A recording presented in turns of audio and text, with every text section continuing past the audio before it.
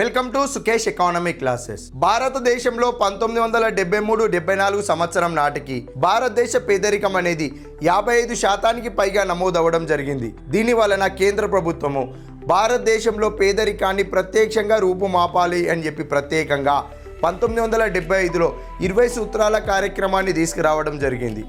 మరి ఈ 20 సూత్రాల కార్యక్రమంలో భాగంగా నరసింహం కమిటీ సూచన మేరకు భారతదేశంలో గ్రామీణ ప్రాంతాలలోని వ్యవసాయ అభివృద్ధి కోసము, గ్రామీణ ప్రాంతాలను డెవలప్ చేయడం కోసము ప్రత్యేకంగా రూరల్ రీజనల్ బ్యాంక్స్, ప్రాంతీయ గ్రామీణాభివృద్ధి బ్యాంకులను ఏర్పాటు చేయడం జరిగింది.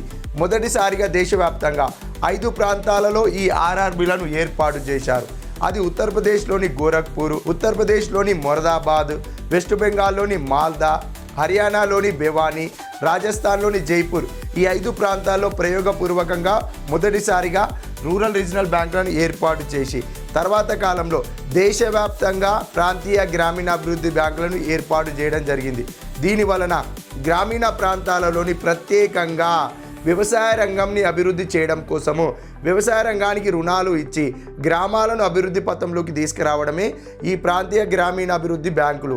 దీనివల్ల గ్రామాలు అభివృద్ధి చెందుతున్నాయి అంటే పేదరికం అనేది తగ్గుతుంది, పేదరికం రూపుమాపడం అవుతుందనే అర్థంతో ప్రత్యేకంగా ఆర్ఆర్బీలను ఏర్పాటు చేయడం జరిగింది. Thank you.